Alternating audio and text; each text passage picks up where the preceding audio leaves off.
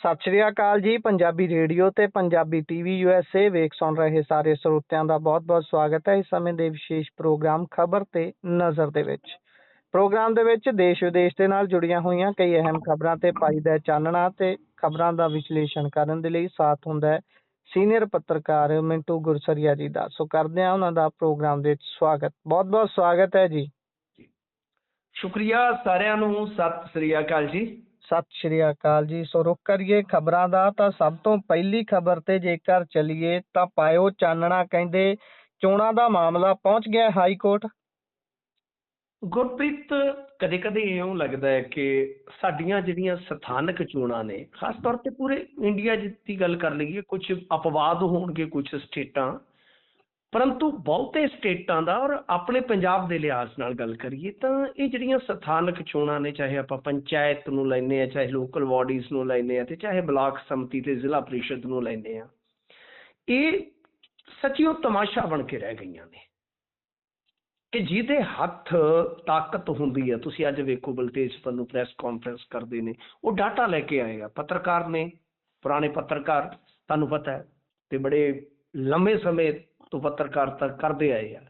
ਅੱਜ ਕੱਲ੍ਹ ਠੀਕ ਹੈ ਉਹ ਸਿਆਸਤ ਕਰ ਰਹੇ ਆ, ਤਾਂ ਉਹਨਾਂ ਨੇ 8 ਦਾ 13 ਦਾ 18 ਦਾ ਡਾਟਾ ਕੱਢਿਆ ਕਿ ਦੇਖੋ ਜੀ ਉਦੋਂ ਹਿੰਸਾ ਕਿੱਦਾਂ ਹੋਈ, ਕਤਲ ਕਿੱਦਾਂ ਹੋਏ, ਸਾਡੇ ਇੱਥੇ ਟਿੱਕਾ ਦੁੱਕਾ ਝੜਪਾਂ ਹੋਈਆਂ ਜੀ, ਕਾਗਜ਼ ਖੋਣ ਦਾ ਰੌਲਾ ਪਿਆ, ਫਿਰ ਆਹ ਦੇਖੋ ਹੁਣ ਸਾਰੇ ਲੜੇ ਤੇ ਹੈਗੇ ਆ। ਪਰ ਮਤਲਬ ਤੁਸੀਂ ਅੱਜ ਦੀਆਂ ਸਾਰੀਆਂ ਅਖਬਾਰਾਂ 'ਚ ਫੋਲੀਆਂ ਹੋਣਗੀਆਂ ਤਾਂ ਪੰਨੇ ਭਰੇ ਪਏ ਨੇ। ਅੰਮ੍ਰਿਤਸਰ ਤੋਂ ਲੈ ਕੇ ਤੁਸੀਂ ਮੁਕਤਸਰ ਤੱਕ ਦੇਖ ਲਓ, ਰੌਲੇ ਹੀ ਰੌਲੇ ਨੇ। ਤੇ ਇੱਥੇ ਤੁਸੀਂ ਦੇਖੋ ਕਿ 5 ਜ਼ਿਲ੍ਹਿਆਂ ਦੀਆਂ 16 ਬੂਥਾਂ ਦੀਆਂ ਚੋਣਾਂ ਦੁਬਾਰਾ ਹੋ ਰਹੀਆਂ ਨੇ। ਹਿਸਾਬ ਲਾ ਲਓ ਕਾਹਦੇ ਲਈ? ਕਿਉਂਕਿ ਗੜਬੜੀਆਂ, ਕਿਤੇ ਪ੍ਰਸ਼ਾਸਕੀ ਤੌਰ ਤੇ ਗੜਬੜੀ, ਕਿਤੇ ਬੂਥ ਕੈਪਚਰਿੰਗ ਦਾ ਦੋਸ਼, ਕਿਤੇ ਕੁਝ ਕਿਤੇ ਕੁਛ। ਆ 2 ਤੇ ਸਾਡੇ ਇੱਥੇ ਪਿੰਡ ਜਿਹੜੇ ਆ ਮਦੀਰ ਤੇ ਬਵਾਣੀਆਂ, ਉੱਥੇ ਡਿੰਪੀ ਢਿਲੋਰਾਂ ਦੇ ਭਰਾ ਤੇ ਦੋਸ਼ ਲੱਗਾ ਕਿ ਇਹਨਾਂ ਗੜਬੜ ਕਰਵਾਈ ਆ, ਉੱਥੇ ਦੁਬਾਰਾ ਹੋਣੀ ਆ। ਤਾਂ ਮਤਲਬ ਤੁਸੀਂ ਇਹ ਹਿਸਾਬ ਲਾ ਲਓ ਕਿ ਸਾਨੂੰ ਇੱਕ ਮੁੱਦਤ ਹੋ ਗਈ ਆ ਜਦੋਂ ਤੋਂ ਅਸੀਂ ਇਹ ਦੇਖ ਰਹੇ ਹਾਂ ਇਲੈਕਸ਼ਨ ਇਸ ਤਰ੍ਹਾਂ ਦੇ, ਕਿ ਜਿਹੜਾ ਵੀ ਪਾਵਰ ਦੇ ਵਿੱਚ ਹੁੰਦਾ ਉਹ ਇਲੈਕਸ਼ਨ ਨੂੰ ਆਪਣੇ ਵਲੇਟੇ 'ਚ ਲੈਂਦਾ ਹੈ ਕਿਸੇ ਵੀ ਤਰੀਕੇ ਨਾਲ, ਔਰ ਹਮੇਸ਼ਾ ਇਹ ਕਹਿੰਦਾ ਹੈ ਕਿ ਨਹੀਂ, ਜਿਸ ਤਰ੍ਹਾਂ ਦਾ ਇਲੈਕਸ਼ਨ ਅਸੀਂ ਕੰਡਕਟ ਕਰਵਾਇਆ ਇਸ ਤਰ੍ਹਾਂ ਦਾ ਇਲੈਕਸ਼ਨ ਕਦੇ ਹੋਇਆ ਹੀ ਨਹੀਂ।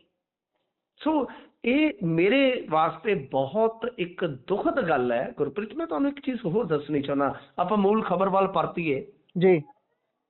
ਤੁਸੀਂ ਬਹੁਤ ਕਾਬਲ ਹੋਣਹਾਰ ਨੌਜਵਾਨ ਪੱਤਰਕਾਰ ਹੋ। ਤੁਸੀਂ ਇੱਕ ਚੀਜ਼ ਵੇਖੋ ਕਿ ਬਹੁਤੇ ਉਮੀਦਵਾਰਾਂ ਨੂੰ ਵੀ ਪੰਜਾਬ 'ਚ ਪਤਾ ਨਹੀਂ ਹੋਣਾ ਕਿ ਉਹ ਕਿਸ ਮਕਸਦ ਲਈ ਇਲੈਕਸ਼ਨ ਲੜ ਰਹੇ ਨੇ। ਜੀ ਬਿਲਕੁਲ। ਬਲਾਕ ਸੰਮਤੀ ਤੇ ਜ਼ਿਲ੍ਹਾ ਪ੍ਰੀਸ਼ਦ ਦੇ ਵਿੱਚ ਉਹਨਾਂ ਦਾ ਅਧਿਕਾਰ ਖੇਤਰ ਕੀ ਹੋਏਗਾ, ਉਹਨਾਂ ਦੀ ਭੂਮਿਕਾ ਸੰਵਿਧਾਨ ਦੇ ਵਿੱਚ ਕਿੱਦਾਂ ਡਿਫਾਈਨ ਆ। ਤੇ ਕਿਸੇ ਵੀ ਪਾਰਟੀ ਨੇ ਬਕਾਇਦਾ ਤੁਸੀਂ ਦੇਖੋ ਕਿ ਪਾਰਟੀਆਂ ਨੇ ਆਫੀਸ਼ੀਅਲੀ ਜਿਹੜੇ ਆਪਣੇ ਸਿੰਬਲ ਆ ਉਹਨਾਂ ਤੇ ਲੜਾਇਆ, ਪਰ ਕਿਸੇ ਨੇ ਕੋਈ ਮੈਨੀਫੈਸਟੋ ਜਾਰੀ ਨਹੀਂ ਕੀਤਾ। ਉਹ ਕਰਨਗੇ ਕੀ? ਹੁਣ ਜਿਹੜਾ ਵੋਟਰ ਕਤਾਰਾਂ 'ਚ ਲੱਗਾ ਹੈ, ਜਿਹੜਾ ਵੋਟਰ ਸਿਰ ਪਾੜਨ ਦੇ ਵਿੱਚ ਵੀ ਲੱਗਾ ਹੈ, ਉਹਨੂੰ ਇਹ ਪਤਾ ਹੀ ਨਹੀਂ ਉਹ ਕਿਸ ਮਕਸਦ ਲਈ ਵੋਟ ਪਾ ਰਿਹਾ। ਪਿਛਲੀਆਂ ਬਲਾਕ ਸੰਮਤੀ ਤੇ ਜ਼ਿਲ੍ਹਾ ਪ੍ਰੀਸ਼ਦ ਦੀਆਂ ਚੋਣਾਂ ਕਾਂਗਰਸੀਆਂ ਨੇ ਜਿੱਤੀਆਂ ਸਨ। ਕਾਂਗਰਸੀਆਂ ਨੂੰ ਕਿਸੇ ਨੇ ਪੁੱਛਿਆ ਹੀ ਨਹੀਂ ਕਿ ਤੁਸੀਂ ਫੇਰ ਉਹਨਾਂ ਹੀ ਵੋਟਾਂ ਵਾਸਤੇ ਆ ਗਏ ਜੇ, ਕਿ ਤੁਹਾਡੇ ਬੰਦਿਆਂ ਨੇ ਜਿਹੜੇ ਚੁਣੇ ਗਏ ਸੀਗੇ ਤੁਹਾਡੀ ਸਰਕਾਰ ਦੇ ਵਿੱਚ, ਉਹਨਾਂ ਨੇ ਬਈ ਕੀ ਪਰਫਾਰਮ ਕੀਤਾ। ਮਤਲਬ ਕਿ ਤੁਸੀਂ ਇਹ ਦੇਖੋ ਕਿ ਕਿਤੇ ਵੀ ਇਸ ਤਰ੍ਹਾਂ ਦੀ ਕੋਈ ਚਰਚਾ ਮੈਂ ਨਾ ਤੇ ਮੀਡੀਆ, ਮੈਨੂੰ ਲਾਂਭਾ ਰਹਿੰਦਾ ਹਮੇਸ਼ਾ ਕਿ ਅਸੀਂ ਮੀਡੀਆ ਪਰਸਨ ਵੀ ਜੇ ਦੇਖੀਏ ਤਾਂ ਅਸੀਂ ਵੀ ਜਿਹੜੇ ਮੀਡੀਆ ਵਾਲੇ ਆ, ਅਸੀਂ ਵੀ ਆਪਣੀ ਭੂਮਿਕਾ ਕੋਈ ਵਧੀਆ ਢੰਗ ਨਾਲ ਨਹੀਂ ਨਿਭਾ ਰਹੇ। ਤੁਸੀਂ ਉਹ ਵੇਖੋ ਘੋੜਿਆਂ ਦਾ ਰੌਲਾ, ਜਿਹੜਾ ਅਸੀਂ ਇੰਟਰਵਿਊਆਂ ਕਰ ਰਹੇ ਹਾਂ ਵੀ ਜਿਵੇਂ ਸਾਰਾ ਕੁਝ ਪੰਜਾਬ ਦਾ ਜਿਹੜਾ ਹੈ ਨਾ ਉਹ ਦਾਅ ਤੇ ਲੱਗ ਗਿਆ ਕਿ ਘੋੜਾ ਕਿਹਦਾ ਅਸਲ ਦੇ ਵਿੱਚ ਜਿੱਤੂਗਾ, ਬਾਬੇ ਖੇੜੀ ਵਾਲੇ ਦਾ ਕਿ ਗਹਿਰੀ ਦਾ। ਜੀ ਮਤਲਬ ਕਿ ਜਿਹੜੀਆਂ ਚੀਜ਼ਾਂ ਅਸੀਂ ਡਿਲੀਵਰ ਕਰਨੀਆਂ ਨੇ ਕਿ ਭਾਈ ਤੁਹਾਡਾ ਅਧਿਕਾਰ ਖੇਤਰ, ਕਿ ਬਲਾਕ ਸੰਮਤੀ ਇੱਕ ਤਰ੍ਹਾਂ ਨਾਲ ਇਹ ਪੰਚਾਇਤਾਂ ਦੇ ਉੱਤੇ ਪੰਚਾਇਤ ਹੈ, ਜ਼ਿਲ੍ਹਾ ਪ੍ਰੀਸ਼ਦ ਜ਼ਿਲ੍ਹੇ ਦੇ ਉੱਤੇ ਆ, ਕੀ ਸਕੂਲ, ਡਿਸਪੈਂਸਰੀਆਂ, ਇੱਥੋਂ ਤੱਕ ਕਿ ਵਿੱਤੀ ਸ਼ਕਤੀਆਂ ਹੁੰਦੀਆਂ ਨੇ, BDPO ਵਰਗੇ ਅਧਿਕਾਰੀ ਜਵਾਬਦੇਹ ਹੁੰਦੇ ਨੇ। ਜੀ ਜੀ। ਕਿੰਨੀ ਅਹਿਮ ਚੋਣ ਸੀ ਔਰ ਕਿੰਨਾ ਵੱਡਾ ਮਜ਼ਾਕ ਜਿਹਾ ਬਣ ਗਿਆ ਇਹ ਸਾਰਾ ਕੁਛ। ਤਾਂ ਫਿਲਹਾਲ ਤੁਸੀਂ ਲੋਕਾਂ ਦੀ ਰੁਚੀ ਵੀ ਦੇਖ ਲਓ। 48% ਵੋਟ ਪੋਲ ਹੁੰਦੀ ਆ, ਪਿਛਲੀ ਵਾਰੀ 58 ਸੀ, ਉਹ ਤੋਂ ਪਿਛਲੀ ਵਾਰੀ 63 ਸੀ। ਲੋਕ ਵੀ ਹੁਣ ਰੁਚੀਹੀਨ ਹੋ ਰਹੇ ਨੇ ਹਾਂ, ਇਹ ਆ ਕਿ ਜਿਸ ਤਰ੍ਹਾਂ ਘੱਟ ਵੋਟ ਆ, ਝਾੜੂ ਨੂੰ ਇੱਕ ਸੰਤੁਸ਼ਟੀ ਹੋ ਸਕਦੀ ਹੈ ਕਿ ਮਤਲਬ ਕਿ ਹੂੰਝ ਕੇ ਲੈ ਜਾਣਗੇ, ਔਰ ਉਮੀਦ ਵੀ ਇਹੋ ਆ। ਪਰ ਅਕਾਲੀਆਂ ਨੂੰ ਇਹ ਸੰਤੁਸ਼ਟੀ ਰਹੇਗੀ ਕਿ ਘੱਟ ਵੋਟ ਦੇ ਵਿੱਚ ਵੀ ਉਹਨਾਂ ਦਾ ਕਾਡਰ ਜਿਹੜਾ ਸਰਗਰਮ ਨਜ਼ਰ ਆਇਆ। ਕਾਂਗਰਸ ਇਸ ਸਾਰੇ ਇਲੈਕਸ਼ਨ ਦੇ ਵਿੱਚ ਜੂਝਦੀ ਨਜ਼ਰ ਆਈ ਹੈ, ਔਰ ਬੀਬੀ ਸਿੱਧੂ ਦੇ ਤੇ ਰਹਿੰਦੀ ਕਸਰ ਹੀ ਕੱਢ ਦਿੱਤੀ।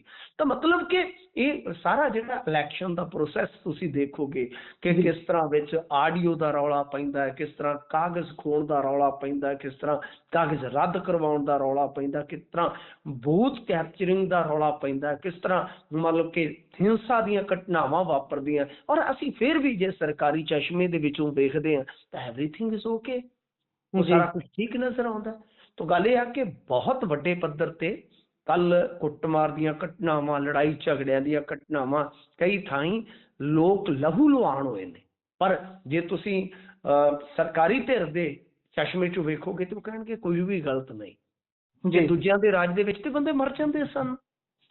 ਪਰ ਇੱਥੇ ਵੀ ਜੇ ਤੁਸੀਂ ਦੇਖੋਗੇ ਇਸ ਇਲੈਕਸ਼ਨ ਦੇ ਵਿੱਚ ਪ੍ਰਸ਼ਾਸਕੀ ਤੌਰ ਤੇ ਵੀ ਬੜੀਆਂ ਨਾ ਅਹਿਲੀਅਤ ਤੁਹਾਨੂੰ ਦਿਖਣਗੀਆਂ। ਤੁਸੀਂ ਉਹ ਵੇਖੋ ਨਾ ਕਿ ਕਿਤੇ ਚੋਣ ਨਿਸ਼ਾਨੀ ਹੈ ਨਹੀਂ ਉਮੀਦਵਾਰ ਦਾ, ਕਿਤੇ ਕੋਈ ਉਮੀਦਵਾਰ ਆ ਤੇ ਉਹਦੇ ਅੱਗੇ ਬੈਲਟ ਪੇਪਰ ਤੇ ਚੋਣ ਨਿਸ਼ਾਨ ਕਿਸੇ ਦਾ ਛਾਪ ਦਿੱਤਾ ਗਿਆ। ਮਰੇ ਹੋਏ ਅਧਿਆਪਕਾਂ ਦੀਆਂ ਡਿਊਟੀਆਂ ਲਾ ਦਿੱਤੀਆਂ ਗਈਆਂ, ਸਾਹਿਬ ਰਿਟਾਇਰਡ ਅਧਿਆਪਕਾਂ ਦੀਆਂ ਡਿਊਟੀਆਂ ਲਾ ਦਿੱਤੀਆਂ ਜਾਂਦੀਆਂ। ਤੇ ਫਿਰ ਤੁਸੀਂ ਵੇਖੋ ਕਿ ਚੋਣ ਕਮਿਸ਼ਨ ਦੀ ਭੂਮਿਕਾ ਕਿੱਡੀ ਸਾਡੇ ਵਾਸਤੇ ਚਿੰਤਾਜਨਕ ਆ ਕਿ ਅਸੀਂ ਪੰਜਾਬੀ ਉੱਤੇ ਦੇਖਦੇ ਹਾਂ ਕਿ ਚੋਣ ਕਮਿਸ਼ਨ ਦੀ ਭੂਮਿਕਾ ਨੂੰ ਲੈ ਕੇ ਕੌਮੀ ਪੋਲਿਟਿਕਸ ਦੇ ਵਿੱਚ ਬੜਾ ਹਾ ਹੱਲਾ ਚੱਲਦਾ।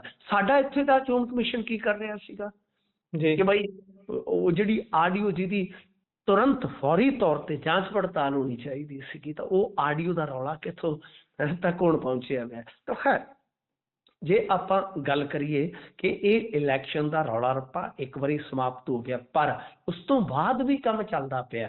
ਜਿਵੇਂ ਤੁਸੀਂ ਦੇਖੋ ਚਰਨਜੀਤ ਚੰਨੀ ਹੋਰਾਂ ਨੇ ਤੌਖਲਾ ਜ਼ਾਹਰ ਕੀਤਾ ਕਿ ਵੇਖੋ ਜੀ ਸਟਰੋਂਗ ਰੂਮ ਦੀ ਰਾਖੀ ਨਾ ਛੱਡਿਓ, ਆਪਣੇ ਕਾਡਰ ਨੂੰ ਕਹਿ ਰਹੇ ਹੇਰਾਫੇਰੀ ਹੋ ਜਾਏਗੀ, ਇੱਦਾਂ ਹੋ ਜਾਏਗਾ, ਉੱਦਾਂ ਹੋ ਜਾਏਗਾ, ਪਹਿਰਾ ਲਾ ਕੇ ਰੱਖੋ ਬਕਸਿਆਂ ਦੇ ਵਿੱਚ। ਵੈਸੇ ਤੁਸੀਂ ਦੇਖੋਗੇ ਆਪਾਂ ਗੱਲ ਕਰ ਰਹੇ ਸਨ, ਥੋੜਾ ਜਿਹਾ ਹੋਰ ਇਹਦੇ ਚ ਐਡ ਕਰਾਂ ਕਿ ਇੱਕ ਅਧਿਕਾਰੀ ਬਕਸੇ ਆਪਣੇ ਪੱਧਰ ਤੇ ਇਕੱਲਾ ਹੀ ਚੁੱਕੀ ਫਿਰਦਾ। ਜਿਵੇਂ ਤੁਸੀਂ ਕੋਈ ਦੇਖਦੇ ਹੁੰਦੇ ਆ ਨਾ, ਕੋਈ ਇਕੱਲਾ NRI ਜਿਹੜਾ ਉਹ ਆਇਆ ਹੋਵੇ ਤੇ ਉਹਨੇ ਏਅਰਪੋਰਟ ਤੇ ਸਮਾਨ ਚੁੱਕਿਆ ਹੋਵੇ, ਉਹ ਹਾਲ ਬਣਿਆ ਪਿਆ, ਉਹ ਬਕਸੇ ਚੁੱਕੀ ਫਿਰਦਾ ਹੈ। ਇੰਨੀ ਮਤਲਬ ਕਿ ਪ੍ਰਸ਼ਾਸਕੀ ਤੌਰ ਤੇ ਵੀ ਲਾਪਰਵਾਹੀ ਤੇ ਇਸ ਤਰ੍ਹਾਂ ਦੀਆਂ ਚੀਜ਼ਾਂ ਸਾਡੇ ਸਾਹਮਣੇ ਨੇ। ਤਾਂ ਬਹਰਹਾਲ ਇਹਨਾਂ ਦਾ ਕਾਂਗਰਸੀਆਂ ਦੇ ਜੇ ਆਪਾਂ ਦੇਖੀਏ ਤੌਖਲਾ ਇਹੋ ਹੀ ਰਿਹਾ ਕਿ ਹਾਲੇ ਵੀ ਹੇਰਾਫੇਰੀ ਹੋਏਗੀ। ਚੰਨੀ ਸਾਹਿਬ ਤੇ ਬੈਲਟ ਪੇਪਰਾਂ ਦਾ ਵੀ ਰੌਲਾ ਪਾ ਕੇ ਬੈਠੇ ਸਨ ਕਿ ਬੈਲਟ ਪੇਪਰ ਜਿਹੜੇ ਅੰਬਾਲੇ ਤੋਂ 10% ਵਧੇਰੇ ਪ੍ਰਿੰਟ ਕਰਵਾਏ ਗਏ ਨੇ। ਇੰਟਰਸਟਿੰਗ ਹੈ ਇਹ ਵੀ।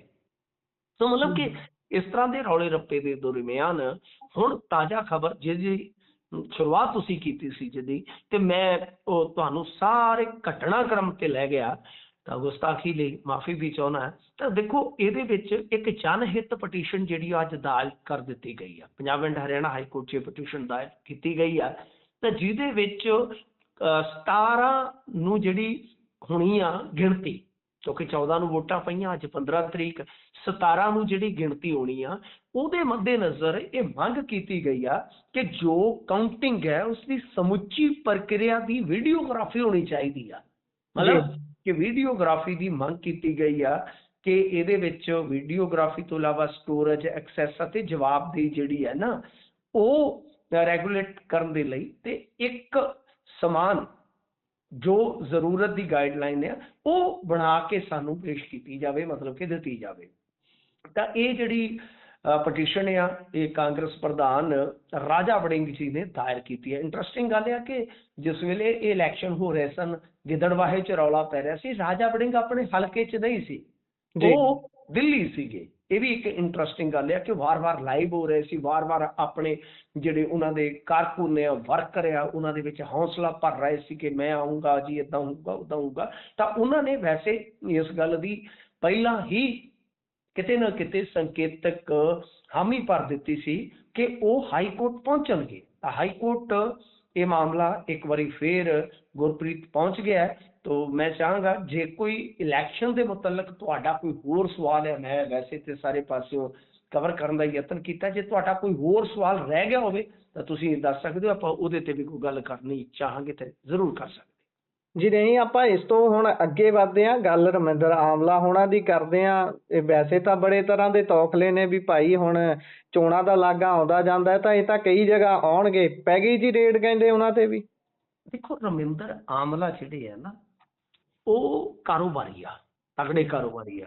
ਪਰ ਜਦੋਂ ਉਹ ਸਿਆਸਤ ਦੇ ਵਿੱਚ ਆਏ ਸੀਗੇ, ਜਿੰਨੀ ਕੁ ਮੇਰੀ ਅੰਦਰੂਨੀ ਜਾਣਕਾਰੀ ਆ, ਕਿਉਂਕਿ ਇਹਨਾਂ ਦਾ ਇਲਾਕਾ ਵੀ ਸਾਥੋਂ ਕੋਈ ਬਹੁਤੀ ਦੂਰ ਨਹੀਂ ਹੈ, ਜੀ ਇਹ ਜਦੋਂ ਸਿਆਸਤ ਦੇ ਵਿੱਚ ਆਏ ਸਨ ਤੇ ਜੋ ਕੰਪਨੀਆਂ ਚਾਹੁੰਦੇ ਹੁੰਦੇ ਆ, ਵੈਸੇ ਤੇ ਤੁਹਾਨੂੰ ਪਤਾ ਹੀ ਆ, ਇਹ ਫਾਰਮੈਲਿਟੀਆਂ ਹੁੰਦੀਆਂ ਕਿ ਜਿਨ੍ਹਾਂ ਕੰਪਨੀਆਂ ਦੇ ਵਿੱਚ ਇਹ ਵੱਡੇ ਅਹੁਦੇਦਾਰ ਸੀਗੇ, ਉਹਨਾਂ ਦੇ ਵਿੱਚੋਂ ਇਹਨਾਂ ਨੇ ਆਪਣੇ ਪੈਰ ਪਿਛਾ ਖਿੱਚ ਲਏ ਸੀਗੇ। 19 ਦਾ ਇੱਕ ਬਾਈ ਇਲੈਕਸ਼ਨ ਸੀਗਾ ਜਲਾਲਾਬਾਦ ਦਾ, ਜਿੱਥੋਂ ਇਹ ਚੁਣੇ ਗਏ।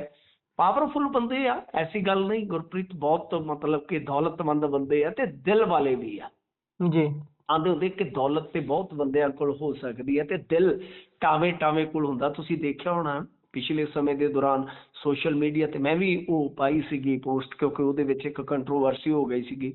ਤਾਂ ਇਹਨਾਂ ਨੇ ਬਹੁਤ ਵੱਡਾ ਸਮੂਹਿਕ ਵਿਆਹ ਕਾਰਜ ਕੀਤਾ ਸੀਗਾ, ਜਿਹਦੇ ਵਿੱਚ ਕੁੜੀਆਂ ਨੂੰ ਜਿਵੇਂ ਮਾਪੇ ਜਾਂ ਭਰਾ ਤੋਰਦੇ ਆ, ਏਦਾਂ ਤੋਰਿਆ ਗਿਆ ਸੀ ਵੀ ਸ਼ਾਹੀ ਵਿਅੰਜਨ ਤੇ ਉਹਦਾ ਮਤਲਬ ਕਿ ਸਮਾਨ, ਜਿੱਦਾਂ ਆਪਾਂ ਆਪਦੀ ਧੀ ਨੂੰ, ਆਪਦੀ ਭੈਣ ਨੂੰ, ਜਾਂ ਮਤਲਬ ਕਿ ਆਪਦੀ ਨੂੰ ਤੋਰਦੇ ਆ ਕਿ ਭਾਈ ਕੋਈ ਕਸਰ ਨਹੀਂ ਛੱਡੀ ਜਾਂਦੀ। ਤਾਂ ਇਸ ਤਰ੍ਹਾਂ ਸੀ ਤੇ ਉਹਦੇ ਵਿੱਚ ਕੁਝ ਫਰਜ਼ੀ ਬਣ ਕੇ ਆ ਗਏ ਜੋੜੇ, ਤਾਂ ਉਹਦੇ ਤੇ ਕੰਟਰੋਵਰਸੀ ਹੋਈ ਤੇ ਮੈਂ ਪੋਸਟ ਪਾਈ ਸੀਗੀ ਕਿ ਇਹ ਬੰਦਾ ਯਾਰ ਮੌਕਿਆ ਦਿਲ ਰੱਖਦਾ ਤੇ ਇਹਨੂੰ ਚਾਹੀਦਾ ਕਿ ਇਸ ਤਰ੍ਹਾਂ ਦਾ ਜੋੜਾ ਜੇ ਕੋਈ ਹੇਰ ਫੇਰ ਵਾਲਾ ਆ ਗਿਆ ਤੇ ਚਲੋ ਛੱਡੋ ਖੜਾ। ਅੱਛਾ, ਇਸ ਤੋਂ ਇਲਾਵਾ ਹੋਰ ਵੀ ਜਿਹੜੇ ਸਮਾਜਿਕ ਕੰਮ ਹੁੰਦੇ ਆ ਮਨੁੱਖਤਾ ਦੇ, ਤਾਂ ਉਹ ਵੀ ਕਰਦਾ ਰਹਿੰਦਾ ਰਵਿੰਦਰ ਆਮਲਾ। ਪੈਸੇ ਧੇਲੇ ਬੰਨਿਓ ਖੁੱਲਾ ਕੰਮ ਆ, ਰੀਲਾਂ ਰੂਲਾਂ ਵੀ ਬਹੁਤ ਪਾਉਂਦਾ ਹੈ। ਤਾਂ ਗੱਲ ਇਹ ਆ ਕਿ ਬਿਜ਼ਨਸਮੈਨ ਹੈ। ਮੈਂ ਜਿਵੇਂ ਤੁਹਾਨੂੰ ਦੱਸਿਆ ਕਿ ਜਦੋਂ ਪੋਲਿਟਿਕਸ ਦੇ ਵਿੱਚ ਆਏ ਸਨ ਤੇ ਕੁਝ ਕੰਪਨੀਆਂ 'ਚੋਂ ਇਹਨਾਂ ਨੇ ਆਪਣੇ ਨਾਮ ਵੀ ਵਾਪਸ ਲਏ ਸੀ, ਪਰ ਹੁਣ ਮੈਨੂੰ ਪਤਾ ਨਹੀਂ ਐਗਜ਼ੈਕਟ ਕੀ ਪੋਜੀਸ਼ਨ ਆ ਜੀ। ਅੱਛਾ, ਅੱਜ ਇਹਨਾਂ ਦੇ ਘਰ ਤੇ ਹੋਰ ਟਿਕਾਣਿਆਂ ਤੇ ਸਾਜਰੇ ਰੇਡ ਹੁੰਦੀ ਆ। ਸੋਸ਼ਲ ਮੀਡੀਆ ਤੇ ਜਿਹੜੇ ਮੀਡੀਆ ਪਲੇਟਫਾਰਮ ਹੈਗੇ ਆ ਆਪਣੇ, ਉਹਨਾਂ ਦੇ ਦੱਸਣ ਮੁਤਾਬਕ ਲਗਭਗ 12 ਟਿਕਾਣਿਆਂ ਤੇ ਛਾਪੇਮਾਰੀ ਹੋਈ ਆ। ਤੁਹਾਨੂੰ ਵੀ ਪਤਾ ਹੈ ਗੁਰਪ੍ਰੀਤ ਕਿ ਜਦੋਂ ਇਸ ਤਰ੍ਹਾਂ ਦੀ ਛਾਪੇਮਾਰੀ ਹੁੰਦੀ ਆ ਕਿ ਬਈ ਇਹ ਲੰਮੀ ਚੱਲਦੀ ਹੈ। ਇਨਕਮ ਟੈਕਸ ਦਾ ਤੇ ਚੱਕਰ ਹੀ ਅੱਜ ਕੱਲ੍ਹ ਬੜਾ ਕਸੂਤਾ ਹੈ ਨਾ, ਇਹਨਾਂ ਨੇ ਸਾਰਾ ਕੁਝ ਇਕੱਠਾ ਕੀਤਾ ਹੁੰਦਾ ਹੈ, ਤੁਹਾਡੀ ਸੋਸ਼ਲ ਮੀਡੀਆ ਦੀ ਪ੍ਰੋਫਾਈਲ ਤੋਂ ਸਾਰੀ ਜਾਣਕਾਰੀ ਇਕੱਤਰ ਕੀਤੀ ਹੁੰਦੀ ਆ ਕਿ ਇਹ ਕਿੱਥੋਂ ਸ਼ਾਪਿੰਗਾਂ ਕਰਦਾ, ਕੀ ਹਿਸਾਬ ਕਿਤਾਬ ਹੈ, ਕੀ ਇਹਦਾ ਹਿਸਾਬ ਕਿਤਾਬ ਸਰਕਾਰ ਨੂੰ ਦਿੱਤਾ ਗਿਆ। ਤਾਂ ਉਹ ਮਤਲਬ ਕਿ ਬਹੁਤ ਵੱਡਾ ਖਾਕਾ ਉਲੀਕ ਕੇ ਇਨਕਮ ਟੈਕਸ ਡਿਪਾਰਟਮੈਂਟ ਅੱਜ ਕੱਲ੍ਹ ਆਉਂਦਾ। ਮੈਂ ਇੰਟਰਸਟਿੰਗ ਤੁਹਾਨੂੰ ਫੈਕਟ ਦੱਸਾਂ, ਇੱਕ ਜਾਣਕਾਰੀ ਕਿ IT ਦੀ ਯਾਨੀ ਇਨਕਮ ਟੈਕਸ ਦੀ ਆਪਣੀ ਇੰਟੈਲੀਜੈਂਸੀ ਹੁੰਦੀ ਹੈ ਗੁਰਪ੍ਰੀਤ। ਮੈਨੂੰ ਵੀ ਨਹੀਂ ਸੀ ਪਤਾ ਕਿ ਜਦੋਂ ਆਪਾਂ ਮਿਲਟਰੀ ਦੇ ਵਿੱਚ ਇੰਟੈਲੀਜੈਂਸੀ ਦੇਖਦੇ ਹਾਂ, ਪੁਲਿਸ ਦੇ ਵਿੱਚ ਇੰਟੈਲੀਜੈਂਸੀ ਦੇਖਦੇ ਹਾਂ, ਤਾਂ ਇਨਕਮ ਟੈਕਸ ਡਿਪਾਰਟਮੈਂਟ ਦੇ ਵਿੱਚ ਵੀ ਇੰਟੈਲੀਜੈਂਸੀ ਹੁੰਦੀ ਆ। ਇਸ ਕਰਕੇ ਮਤਲਬ ਕਿ ਲੰਮੀ ਰੇਡ ਚੱਲਣ ਦਾ ਇਸ ਵੇਲੇ ਆਪਾਂ ਕਹਿ ਸਕਦੇ ਹਾਂ ਕਿ ਇਮਕਾਨ ਹੈਗਾ ਆ। ਪਰ ਅਧਿਕਾਰਤ ਤੌਰ ਤੇ ਤਾਂ ਦੇਖੋ ਹਾਲੇ ਤੱਕ ਕੁਝ ਵੀ ਨਹੀਂ, ਨਾ ਤੇ ਆਮਲਾ ਬੰਨਿਓ ਤੇ ਨਾ ਹੀ ਕੋਈ ਇਨਕਮ ਟੈਕਸ ਬੰਨਿਓ ਆਪਣੇ ਕੋਲ ਹੈ। ਪਰ ਇਸ ਨੂੰ ਜੋੜਿਆ ਜਾਂਦਾ ਕਈ ਵਾਰ ਸਿਆਸਤ ਦੇ ਨਾਲ। ਸਿਆਸਤ ਦੇ ਨਾਲ ਇਸ ਕਰਕੇ ਜੋੜਿਆ ਜਾਂਦਾ ਹੈ ਕਿ ਭਾਜਪਾ ਨੂੰ ਕੁਝ ਚਿਹਰੇ ਵੀ ਚਾਹੀਦੇ ਆ ਤੇ ਕੁਝ ਚੰਦਾ ਵੀ ਚਾਹੀਦਾ ਹੈ, ਤੇ ਰਵਿੰਦਰ ਆਮਲਾ ਕੋਲ ਦੋਨੇ ਹੀ ਆ। ਹਾਲਾਂਕਿ ਕੁਝ ਸਮਾਂ ਪਹਿਲਾਂ ਸਾਡੇ ਇਸ ਇਲਾਕੇ ਦੇ ਵਿੱਚ ਚਰਚਾ ਚੱਲੀ ਸੀ ਕਿ ਆਮਲਾ ਸਾਹਿਬ ਜਿਹੜੇ ਉਹ ਭਾਜਪਾ ਜੁਆਇਨ ਕਰਨ ਨੂੰ ਫਿਰਦੇ ਆ, ਪਰ ਉਦੋਂ ਵੀ ਕੁਝ ਇਹੋ ਜਿਹੀਆਂ ਗੱਲਾਂ ਮੈਂ ਆਫ ਦੀ ਰਿਕਾਰਡ ਸੁਣੀਆਂ ਕਿ ਕੁਝ ਆਪਣੇ ਹੀ ਇਹਨਾਂ ਦੇ ਬੰਦੇ ਭਾਜਪਾ ਵਾਲੇ ਜਿਹੜੇ ਉਹ ਸ਼ਿਕਾਇਤ ਕਰਕੇ ਆਏ ਸਨ ਦਿੱਲੀ ਦੇ ਵਿੱਚ ਕਿ ਇਹਨਾਂ ਦਾ ਕਾਰੋਬਾਰ ਆ ਤੇ ਕਾਰੋਬਾਰੀ ਬੰਦਾ ਕਈ ਤਰ੍ਹਾਂ ਦੀਆਂ ਕਮਜ਼ੋਰੀਆਂ ਰੱਖਦਾ, ਜਿਹੜੀ ਕਿ ਆਉਣ ਵਾਲੇ ਸਮੇਂ ਦੇ ਵਿੱਚ ਸਾਡੇ ਵਾਸਤੇ ਮੁਸ਼ਕਲ ਹੋਏਗੀ ਗੱਲਬਾਤ। ਤਾਂ ਇਹ ਉਦੋਂ ਚਰਚਾਵਾਂ ਚੱਲੀਆਂ ਸਨ, ਪਰ ਹੁਣ ਚਰਚਾਵਾਂ ਦਾ ਦੌਰ ਫੇਰ ਇੱਕ ਵਾਰੀ ਗਰਮ ਹੋ ਗਿਆ ਕਿ ਕੀ ਇਸ ਨੂੰ ਆਪਾਂ ਕੋਈ ਸਿਆਸੀ ਸ਼ੇਪ ਲੈਂਦਿਆਂ ਦੇਖਾਂਗੇ ਮਾਮਲੇ ਨੂੰ, ਕਿ ਕੱਲ ਨੂੰ ਕਿਸੇ ਕਾਰੋਬਾਰੀ ਤੇ, ਤੁਹਾਨੂੰ ਪਤਾ ਕਾਰੋਬਾਰੀ ਤੇ ਇਨਕਮ ਟੈਕਸ ਦੀ ਤੇ ਜਦੋਂ ਮਰਜ਼ੀ ਰੇਡ ਹੋ ਜਾਵੇ ਨਾ, ਕੋਈ ਕੁਝ ਨਹੀਂ ਕਰ ਸਕਦਾ।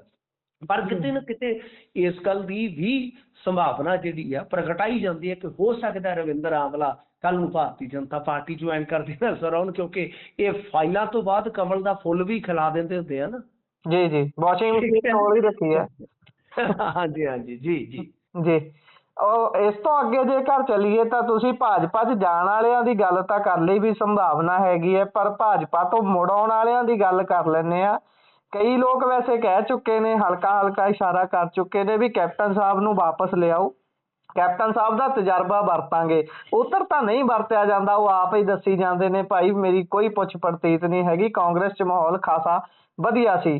ਕੀ ਜਾਪਦਾ ਜੀ, ਚਰਚਾਵਾਂ ਸਿਖਰ ਤੇ ਨੇ, ਕੀ ਲੱਗਦਾ ਇਸ ਤੇ ਲੱਗੂ ਮੋਹਰ?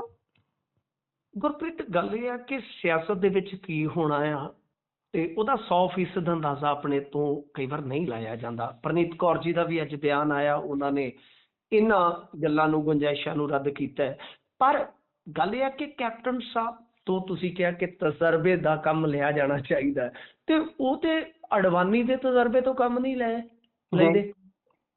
ਹਿਸਾਬ ਲਾ ਲਓ ਨਾ, ਜਿਨ੍ਹਾਂ ਨੇ ਰੱਥ ਯਾਤਰਾ ਕੱਢੀ ਤੇ ਇਸ ਦੇਸ਼ ਦੇ ਵਿੱਚ ਫਿਰਕੂ ਧੂੰਆਂ ਹੀ ਧੂੰਆਂ ਕਰ ਦਿੱਤਾ, ਜਿਨ੍ਹਾਂ ਨੇ 2 ਤੋਂ ਚੱਕ ਕੇ ਭਾਜਪਾ ਸੱਤਾ ਤੱਕ ਪਹੁੰਚਾ ਦਿੱਤੀ, ਬਈ ਉਹਨਾਂ ਨੂੰ ਨਹੀਂ ਕੋਈ ਪੁੱਛਦਾ ਇੱਥੇ ਕਿਹਨੇ ਕੈਪਟਨ ਅਮਰਿੰਦਰ ਸਿੰਘ ਦੀਆਂ ਸਲਾਹਾਂ ਲੈਣੀਆਂ ਨੇ।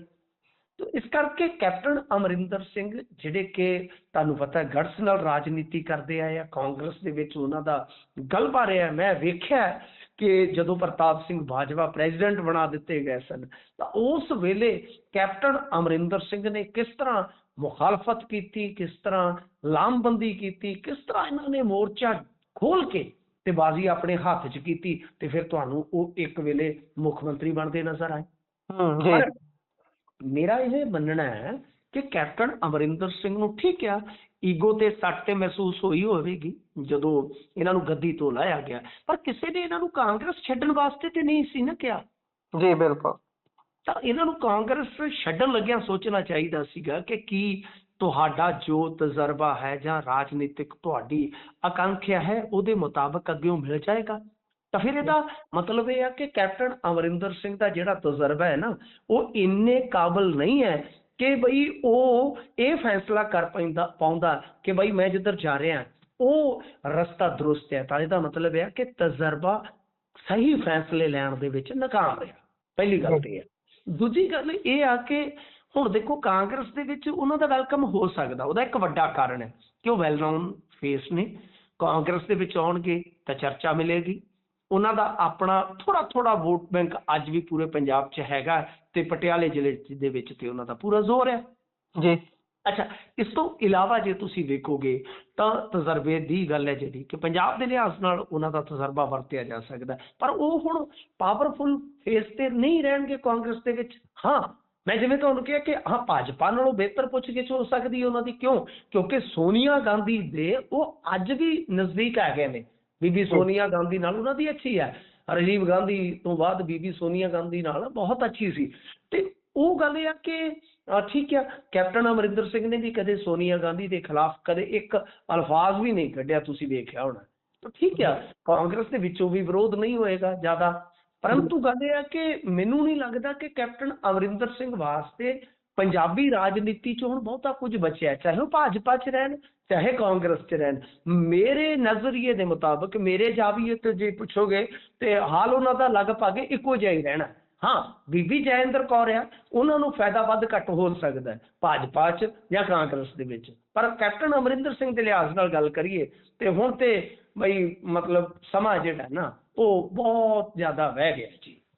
ਪਰਿਵਾਰਕ ਪੱਖੋਂ ਤਾਂ ਫਿਰ ਉਹ ਸਿਕੰਦਰ ਸਿੰਘ ਮਲੂਕਾ ਹੋਣ ਵਾਲੀ ਸਥਿਤੀ 'ਚ ਆ ਜਾਣਗੇ, ਜਿਸ ਤਰੀਕੇ ਦੇ ਨਾਲ ਉਹਨਾਂ ਦਾ ਪਰਿਵਾਰ ਇੱਕ ਪਾਸੇ ਹੈ, ਉਹ ਦੂਜੇ ਪਾਸੇ ਤੁਰੇ ਫਿਰਦੇ ਨੇ।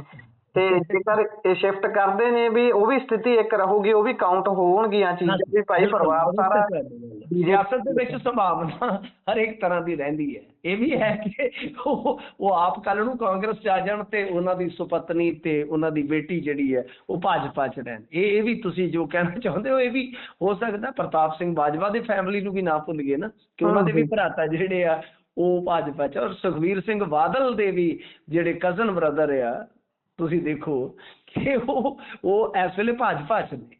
ਜੀ, ਉਹ ਆਪਣੇ ਮੁੱਖ ਮੰਤਰੀ ਸਾਹਿਬ ਅਕਸਰ ਕਹਿੰਦੇ ਹੁੰਦੇ ਥੱਲੇ ਝੰਡਾ ਹੋਰ ਹੈ ਤੇ ਉੱਥੇ ਹੋਰ ਹੈ। ਤਾਂ ਚਲੋ ਖੈਰ, ਉਹਨਾਂ ਦੇ ਵਿਅੰਗ ਦਾ ਤਰੀਕਾ, ਆਪਾਂ ਅੱਗੇ ਚੱਲਦੇ ਹਾਂ। ਬੀਬੀ ਸਿੱਧੂ ਹੋਣਾ ਨੇ ਮੰਗੀ ਹੈ ਜੀ ਆਪ ਦੀ ਸੁਰੱਖਿਆ।